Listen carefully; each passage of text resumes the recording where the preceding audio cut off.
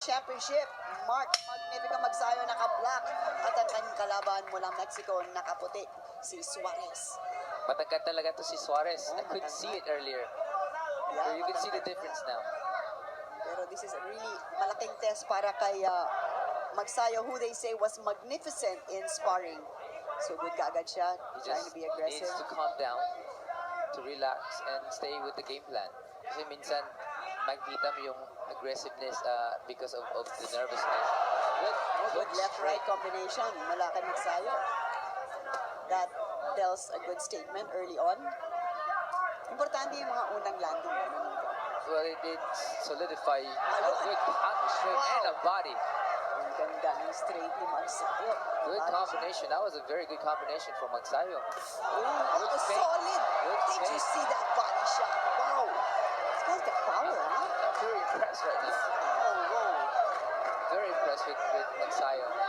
The way he's feinting. And the way he's looking at the opponent. Although, we don't know kasi, hindi natin alam kasi yung mga Mexicano mabagal. They're slow starters. Oh, very good left foot again. Oh, solid. Oh, very good.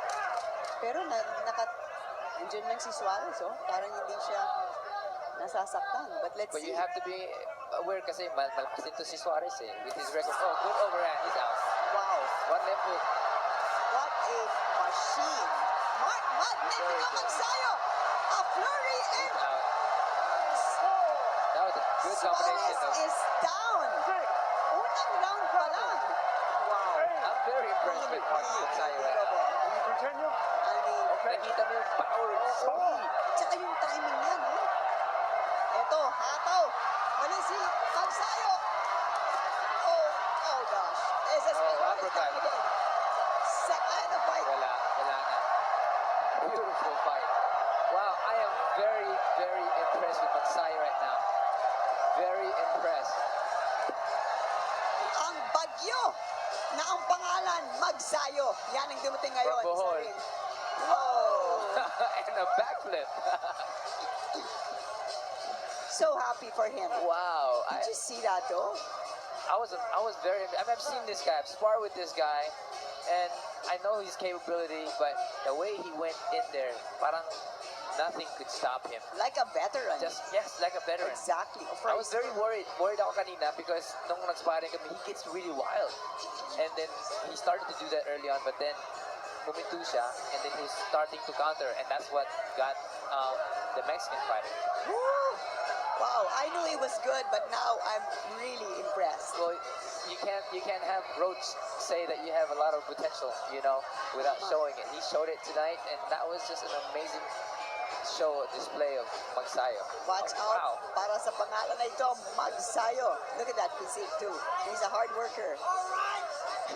Now he wants to learn to speak proper English. Yeah, I know. Sabi nga niya sa akin sa weigh-in, gusto niya impressive kasi gusto niya palaging lumaban sa Amerika. Well, okay, panoorin muli natin nito, ang demolition job.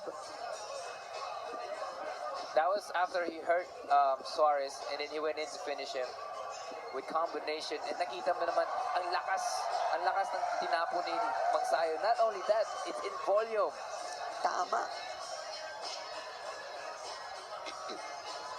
Tingnan natin mula ang unang The knockdown. overhand, that's what hurt Suarez. And then the finishing to put him down. Confident. Woohoo! At ito, hindi na tinigilan ni Magsayo. Although, that was the uppercut that got Suarez. All kinds of shots Lahat coming ng from everywhere. tinapo ni Magsayo, ang lakas. Ooh, syempre. Malalakas lahat. Wow, I'm very impressed.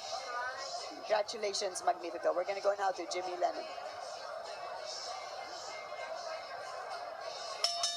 Ladies and gentlemen, we have the time of 2 minutes even in round number one. Our referee has seen enough. He is the winner by way of knockout. He is still undefeated. One of the young stars of boxing today, the IBF Youth Featherweight Champion, Mark Magnifico Magsayo.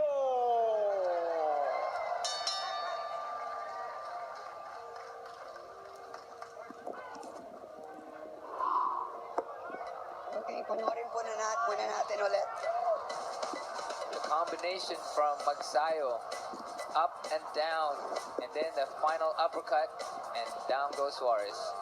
The referee stops the fight. Good call by the referee. I think he was very hurt, and at any moment in time, baka masaktan lang eh. Alam mo, hindi ko akalain na ganito ka-ikli ang magiging laban, no? I mean, woo. Mark Magnifico Magsayo picks up his Definitely magnifico. 12th win, 10 knockouts. It's going to be a very happy man. So, watch out for this name, Mark Magnifico Magsayo. He retains the IBF title.